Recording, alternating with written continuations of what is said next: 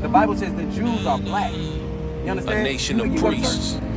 They ain't gonna never read you that. But what happened? They ain't gonna tell you that the Jews are so-called black people. This book of the law of the Lord, this is only for It's only a matter of time only for us. It was given to us before the remnant of Israel That's our wakes Lord. up. That's right. That's our big brother. That's the one that's coming back we for ride. us. Back for us. We come from a bloodline of priests, sold into captivity. Father, break these chains off me, make me free. In time ambition, 2024 AD. Live from the belly of the beast, Babylon. Should we stay, should we flee? In time's ambition.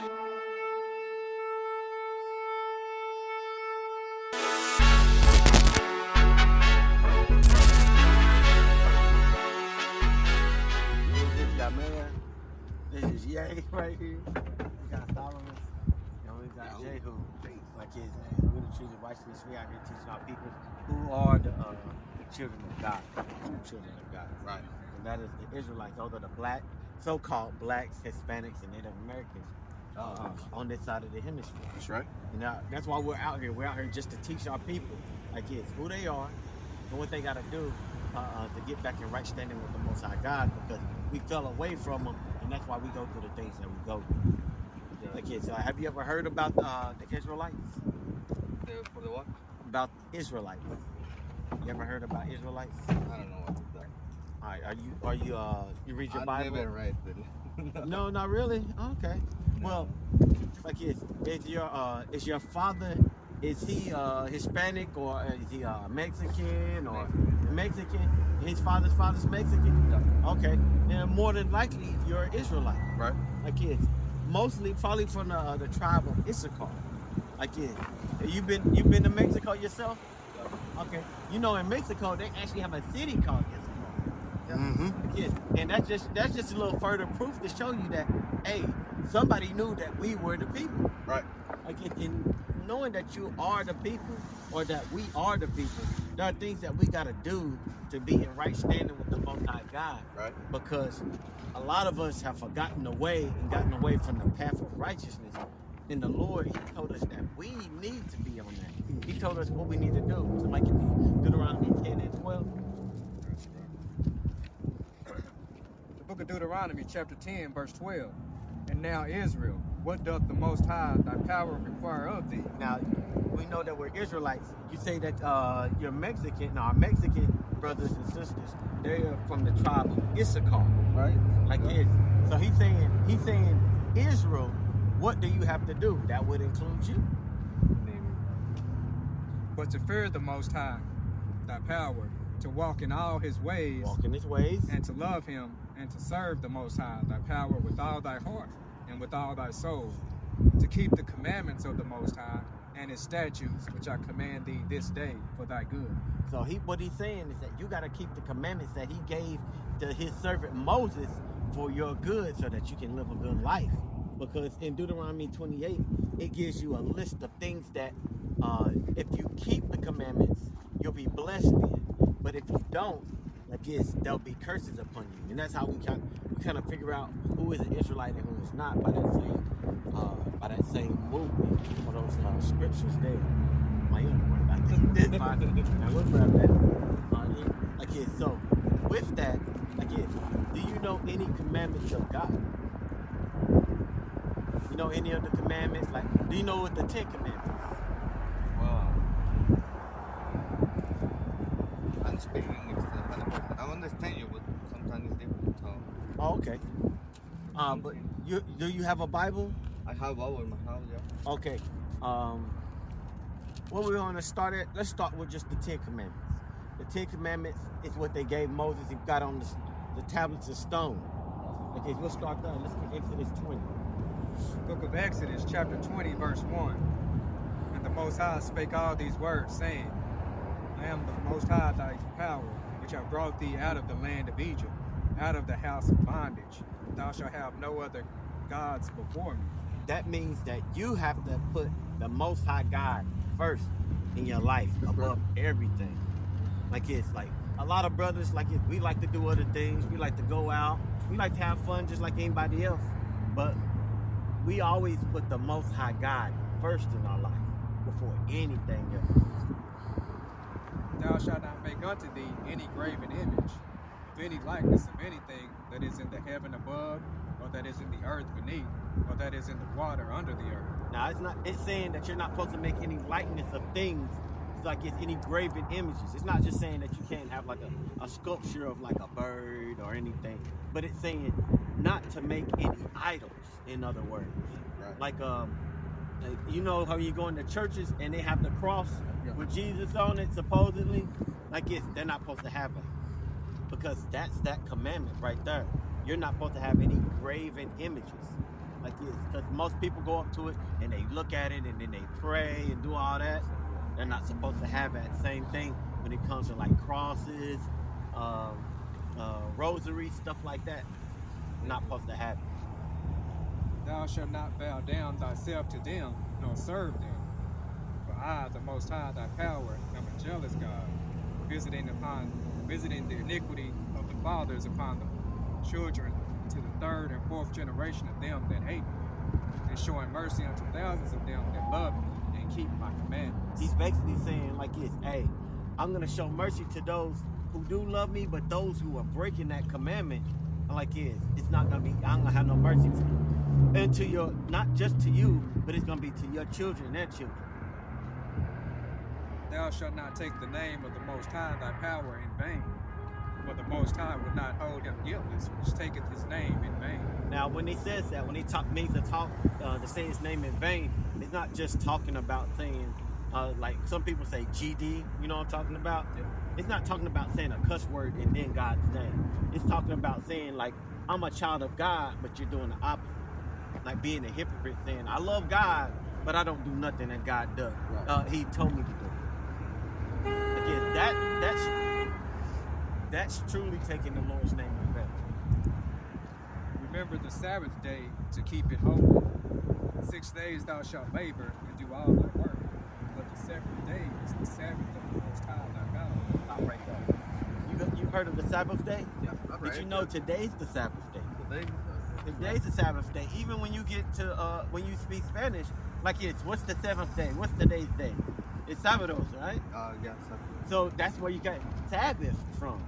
Like Sabbath came before that, but you know, like the Sabbath day is the 7th day of the week, not the first day that they teach most people. Like they tell them on Sunday you go to church, like because that's the Sabbath day, and that it was changed by the Roman Church to be the first day of the week, but it also the Sabbath day, which the Most High God never changed. It was done by the doctrine of men to change it. But on the Sabbath day, you're supposed to rest. Go ahead. But the 7th day is the Sabbath of the Most High thy God. In it thou shalt not do any work, thou, nor thy son, nor thy daughter, thy manservant, nor thy maidservant, nor thy cattle, nor thy stranger that is within thy gates. Now, on the 7th day, you're supposed to rest. Not just you, but your family. And if say that you had servants, they supposed to rest. Say that you had cattle that were like oxen that were doing the yard or whatnot, they supposed to rest as well. Okay, because the 7th day is, if you remember during creation, on the seventh day, God rested. Yeah. All right. Yeah. See, you remember that? See, that's the same thing. He rested. He gave us a day. In 6 days the Most High made heaven and earth, the sea and all that is in them, and rested the 7th day. Wherefore the Most High blessed the Sabbath day and hallowed it. Hallowed means to make it holy. It means, and to be holy means to separate. Right? So he made it separate from all the other days. You're supposed to rest on that. 6 days he gave you to do whatever you want, but on the 7th day he said, hey, just rest. Like it reflect on what he's done for you. All the goodness he's done during the week for you. Gave you a job, you got your family, you got your health. All those things, just kind of go back and meditate on it and rest from it. Rest, get your mind off of, well, I gotta work hard the next day. Give your mind a rest, and your body rest as well, because it's good for you. Honor thy father and thy mother, that thy days may be long upon the land which the Most High hath given thee. They said that they will do good to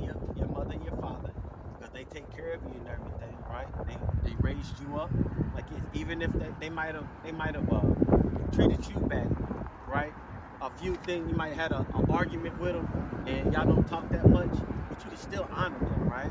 You can still have respect towards them, right? That's what it's asking for. Right? Thou shalt not kill. Hey, that means like it says kill, but in the Hebrew it's talking about murder. It means to kill with no cause, right? Thou shalt not commit adultery. I mean, don't sleep with another man's wife. Thou shalt not steal. Hey, don't take from your brother or your sister. Thou shalt not bear false witness against thy neighbor. You ain't supposed to be lying on your neighbor. Like it say that something came up, and you and your friend didn't want to, like it happened to your friend. You didn't want to take him. You didn't want him to take the heat for it. You can't be like, yeah, it was that person. You can't lie on them. You can't bear false witness, right? Thou shalt not covet thy neighbor's house. Thou shalt not covet thy neighbor's wife, nor his manservant, nor his maidservant, nor his ox, nor his ass, nor anything that is thy neighbor's. Now, what that's saying was that you can't covet. It means to lust after. Now, there's nothing wrong with lusting after things, but you're not supposed to lust after other people's things. Like I can't be like, man, those some nice shoes, and then I want to hurt you to get those.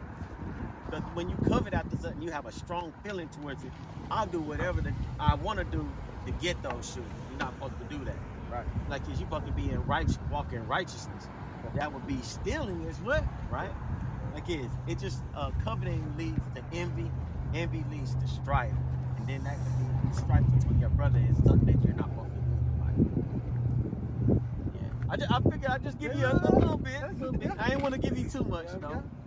I'm right in my house sometimes, but never too much. Without trying. Yeah. Everything good, man. Oh, what? Precept for you. This is another law that's a part of the 10, but not the 10. This is Leviticus 17 and 14. It says, I'm going to start at 11. It says 10. And whatsoever man there be of the house of Israel, you're an Israelite. We're Israelites. We're family. Whatsoever man there be of the house of Israel, or of the strangers that sojourn among you, that eat any manner of blood, I will even set my face against that soul that eateth the blood, and will cut him off from among his people. How do you like your steak? Huh? For a better life. Your steak? You eat steak? Yeah. Oh, I'm Steak. Steak. Like you know Like the you food. Like yeah. Yeah. How do you make it? How do you cook it? I mean, how do you? I'm making. Yeah. How do you like it cooked? What do you mean, like it? You like a little bit of blood in it? You like it? No. It's so well done. Well done? Okay. Look at that. Yeah. Already That shows us, yeah, that's a law. Israelites have to have no blood in their food. It don't got to be burned, but it can't have no blood in it, right?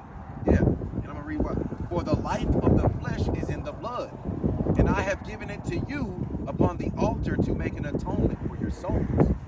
For it is the blood that maketh an atonement for the soul, right? So we can't eat no blood. He's got where we can't eat pork, shrimp, crab, and lobster. It's a law that we're not allowed. And I know Mexican, black people, we love crab boils and all that. Yeah. That's we're the same. Yeah. it's a sin to eat that. Crabs are like water spiders. You know, I'm gonna give it right back to you, Kate. I'm gonna get one more and I'm gonna give it to you real quick. What we're doing is we're teaching our people the right way to go, because these churches aren't doing it. You probably didn't know that we were related. Way back in the day, these are 12 brothers, and they each had nations that come out of them. The Negroes, the Mexicans come from Issachar. Look, Puerto Ricans come from Ephraim. Yeah, North American Indians come from Gad.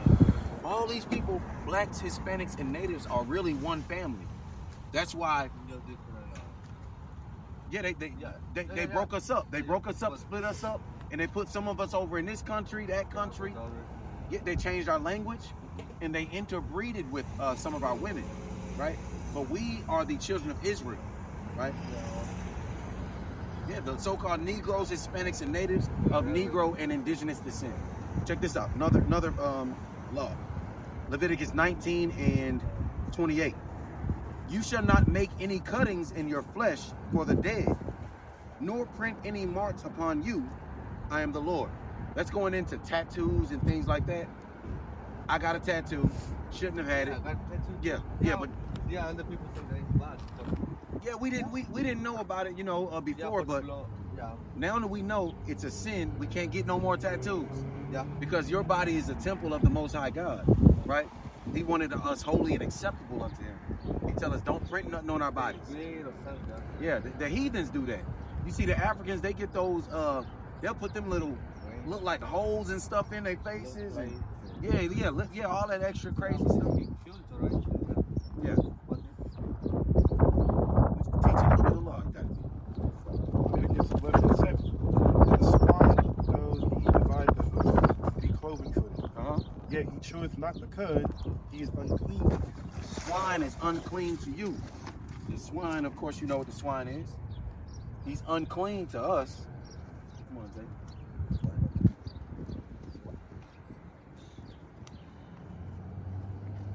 11 should be on 8 now. Leviticus. 11:8. Of their flesh shall ye not eat, and their carcass shall ye not touch. Right? You can't eat. You can't touch a dead pig. They are unclean to you. They're unclean to us. Keep on going. Verse 9.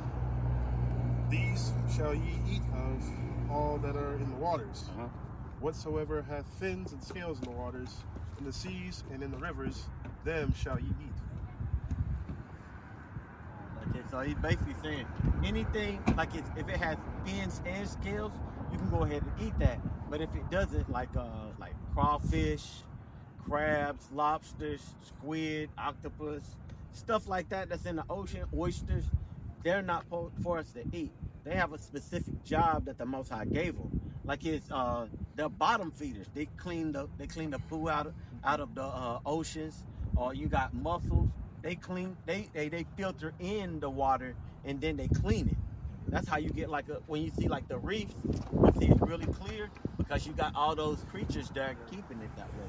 But if we're sitting there and using them for food, guess what? The water's gonna be murky. It's not gonna be as clear. It's not gonna be as beautiful.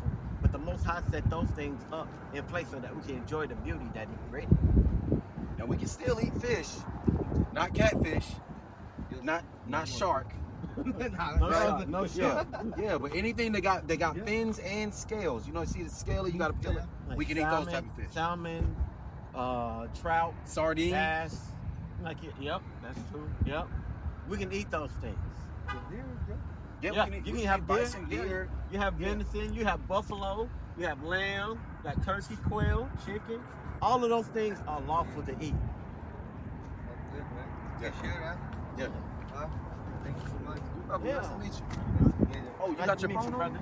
Yeah. Subscribe to our channel. Yeah. New channel.